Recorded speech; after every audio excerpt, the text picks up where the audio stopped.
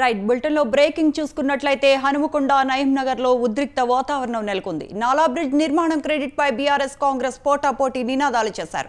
రెండు పార్టీల నినాదాలతో టెన్షన్ ఏర్పడింది. మాజీ ఎమ్మెల్యే వినయ్ భాస్కర్ పైకి కాంగ్రెస్ కార్యకర్తలు దూసుకొచ్చారు.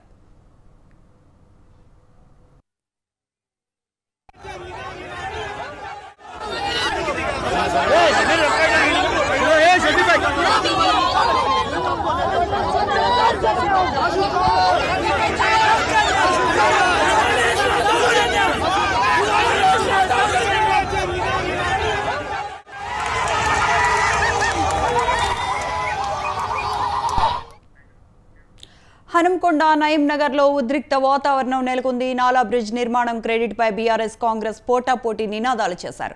రెండు పార్టీల నినాదాలతో టెన్షన్ ఏర్పడింది. మాజీ ఎమ్మెల్యే వినయ్ భాస్కర్ పైకి కాంగ్రెస్ కార్యకర్తలు దూసుకొచ్చారు. ఇదే అంశానికి సంబంధించిన మరిన్ని అప్డేట్స్ మా కరెస్పాండెంట్ సుధాకర్ ఫోన్ లైన్ లో అందిస్తారు. Sudhakar, good afternoon. హన్మకొండ జిల్లా నయీం నగర్ పెద్దమూరి నాలా పైన జరుగుతున్న ఒక రగడ రోజు రోజుకు అది పిలిపిచ్చి గాలివాన్ లాగా పెద్ద తుఫాన్ లాగా మారిపోయిందని చెప్పుకోవచ్చు. ఎందుకంటే గత 2-3 రోజుల క్రితం చూస్తే నారాయణ రెడ్డి ప్రెస్ మీట్ పెట్టి ఇది కేసీఆర్ టీఆర్ఎస్ హయాంలో నిర్మించింది, అప్పుడు డబ్బులు శాంక్షన్ చేసినాం, మేము అప్పుడు శంకుస్థాపన చేసినాం అని అంటే మీకు దమ్ము ధైర్యం ఉంటే నాలా పైకి రావాలి, నాలా పైకి వస్తే ఎవరిపైన రాళ్లు పడితే ఎవరిపైన పూలు పడతాయో చూద్దామని చెప్పి నిన్న సవాలు ఇచ్చడంతో పాటు నిన్న వారు ఎవరు రాకపోవడంతో పాటు నారాయణ రెడ్డి ఒకరే వచ్చి అతను ఇక్కడ నిరసన కూడా తెలియజేయడం జరిగింది. ఉదయం 10 గంటల నుంచి మధ్యాహ్నం 12 గంటల వరకు కూర్చొని ఇక్కడ తన నిరసన కూడా తెలియజేయడం జరిగింది. ఎందుకంటే ఇది ఒక యుద్ధ ప్రాతిపదికంగా తీసుకొని నేను దీన్ని మొత్తం నిర్మాణం చేసి మొత్తం కంప్లీట్ చేయడం జరిగింది. ఇటు టీఆర్ఎస్ గవర్నమెంట్ వారు కానీ ఒక తట్టడు మట్టి కూడా పోయిన వారు కూడా మాట్లాడాల్సిన అవసరం ఏందని చెప్పేసి నిన్న అతను చేసిన నినాదానికి ఇచ్చిన సవాల్కు ఈ రోజు ఉదయం 11 గంటల ప్రాంతంలో ఇటు బీఆర్ఎస్ సంబంధించిన నేతలు మాజీ ఎమ్మెల్యే విప్ దాసు వినయ్ భాస్కర్ ఆధ్వర్యంలో పెద్ద ఎత్తున బీఆర్ఎస్ కార్యకర్తలు ఈ యొక్క నయీం నగర్ నాలా పైకి రావడం జరిగింది. వారు వచ్చి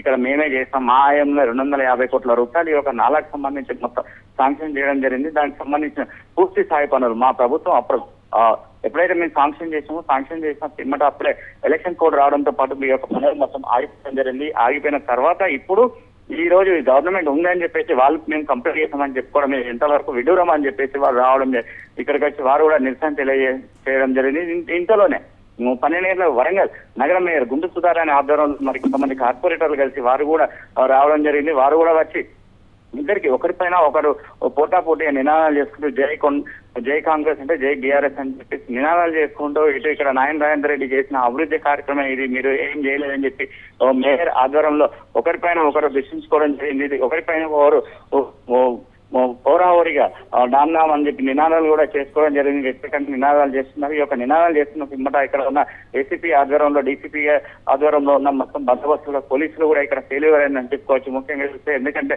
ఉదయం నుంచి ఈ యొక్క కార్యక్రమాలు జరుగుతున్నా కూడా ఒకరు 11 గంటలకు టైం ఇచ్చారు, మరొకరు 12 గంటలకు టైం ఇచ్చారు. అయినా కూడా ఇక్కడ ఉన్నవారు పోలీసులు కూడా ఈ యొక్క కార్యకర్తలను ఎవరిని కంట్రోల్ చేయలేని పరిస్థితి ఉంది. ఎందుకంటే ముఖ్యంగా చూస్తే ఇక్కడ పోలీసులు వాళ్ళు వస్తున్నారని తెలిసి కూడా ఒకరిని ఆపకుండా ఒకరిని ఎట్ ఏ టైం ఇద్దరిని కూడా ఇరు వర్గాల ఒకటే ఇక్కడికి పంపించడంతో పాటు ఇక్కడ ఒకరిపై ఒకరు దాడులు చేసుకోవడానికి కూడా సిద్ధమైనట్టు ఉంది. ఎందుకంటే ఇదే టెన్షన్ వాతావరణం కొంతమంది పోలీసులు ఉండి వినయ్ భాస్కర్ అరెస్ట్ చేసి స్థానికంగా పోలీస్ స్టేషన్ కు శివరాజ్ పోలీస్ స్టేషన్ తరలించడం జరిగింది. అక్కడ తరలించిన తర్వాత కొంతమంది బీఆర్ఎస్ నేతలు ఎవరైతే ఉన్నారో వారిని కూడా అరెస్ట్ చేసి వారిని కూడా హనంకొండ పోలీస్ స్టేషన్ కొంతమంది కాస్టేషన్ సిటీ పోలీస్ స్టేషన్ కు ఇలా 3 పోలీస్ స్టేషన్లకు పంపించడం జరిగింది. అదే కాకుండా ఇప్పుడు కాంగ్రెస్ సంబంధించిన మేయర్ గుండు సుధార్ అని గతంలో కూడా బీఆర్ఎస్ పార్టీ నుంచి పుట్టి కాంగ్రెస్ లోకి రావడం జరిగింది. ఆమె హయాంలో జరిగింది, అయినా కూడా ఏం చెప్పకుండా ఇది కాంగ్రెస్ హయాంలో జరిగిందని చెప్పి చెప్పడం జరుగుతుంది. గుండు సుధార్ అని కూడా మేయర్ కూడా ఒకటే చెప్తున్నారు, ఈ యొక్క మా ప్రభుత్వం హయాంలోనే ఈ యొక్క ప్రాంతం మొత్తం ఎందుకంటే చినుకు పడితే చాలు మొత్తం ఈ యొక్క నాలకు సంబంధించి చుట్టూ మొత్తం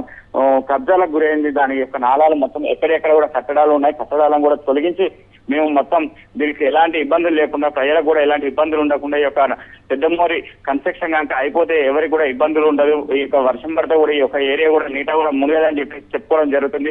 ఎందుకంటే గతంలో చూస్తే గత 2 పర్యాయాలు కూడా వర్షం ఎప్పుడైతే భారీగా పడిందో అప్పుడు పురపాలక శాఖ మంత్రి కేటీఆర్ కూడా వచ్చి ఈ యొక్క నాలను కూడా పరిశీలించి దీనిపైన ఉన్న కట్టడాలను కూడా మొత్తం తొలగించాలని చెప్పడం జరిగింది. ఎందుకంటే ఇది గతంలో ఉన్న బీఆర్ఎస్ పార్టీ అధికారంలో ఉన్నప్పుడు ఈ యొక్క మొత్తం కబ్జాలకు కూడా గురైందని చెప్పేసి ఇప్పుడున్న కాంగ్రెస్ నేతలు కూడా చెప్పడం జరుగుతుంది. అప్పుడున్న కాంగ్రెస్ నేతలు ఇప్పుడు బీఆర్ఎస్ నేతలు కూడా అందరూ ఒకటే రకంగా ఉన్నారు, వారు కూడా అదే మాట చెప్తున్నారు.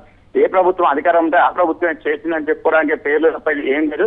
అయినా కూడా ఇంకా నాలాలకు సంబంధించి మరికొంత సుదూర ప్రాంతంలో కూడా ఉంది. దీన్ని కూడా మొత్తం కంప్లీట్ చేయాలని చెప్పడం జరుగుతుంది. ఇదే కాకుండా ఈ యొక్క నాలా మొత్తం గతంలో వర్షం పడిందంటే మొత్తం నీరు ఎవరి ఇళ్లలో పోకుండా కూడా ఉండడానికి సుమారు 8 నుంచి 10 ఫీట్ల హైట్ తో కూడా మొత్తం చుట్టూ ఈ యొక్క నాలా చుట్టూ మొత్తం పహారీ గోడం కూడా కట్టడం జరుగుతుంది. దీనిపై ఇవన్నీ కూడా నాయన రాజేంద్ర ఆధారంలో ఒక యుద్ధపాఠకంగా తీసుకొని ఇది ఛాలెంజ్ గా తీసుకొని ఆయనకు ఉన్న మొదటి వచ్చిన బిల్లు సంబంధించిన ఏవైతే ఆయనకు వచ్చే ఫండ్స్ ఉంటే ఆ ఫండ్స్ లోకి వెళ్ళి ఒక పెద్దమూరి నగర్ నాలానే మొత్తం నిర్మించాలని చెప్పేసి ఇతను చేయడం జరిగింది. ఎందుకంటే ఈ యొక్క రహదారి ఎందుకంటే వరంగల్ టు కరీంనగర్ యొక్క రహదారి నిరంతరం ఈ యొక్క రహదారి పైన రోజుకు వేలాది వాహనాలు కూడా ప్రయాణించడం జరుగుతుంది. వీరందరికీ కూడా ఆటంకం కల్పించి కూడా ఒక సుమారు 3 నెలల 15 రోజుల యొక్క బ్రిడ్జి మొత్తం పూర్తి చేసి ఇది మరికొద్ది రోజులలో ఈ యొక్క బ్రిడ్జి కూడా త్వరలో ఓపెన్ చేసే అవకాశం ఉంది. కాబట్టి కానీ ఇప్పుడు ఒకరి మాట మేం చేస్తామంటే మేం చేస్తామని చెప్పేసి వీరు పోటాపోటీగా ఒకరిపై ఒకరు రావడం జరుగుతుంది. ఏ ప్రస్తుతం ఇక్కడ స్థానికంగా ఉన్న ప్రజలకు కూడా చాలా ఇబ్బందికరమైన వాతావరణ పరిస్థితి ఎదురవుతుంది.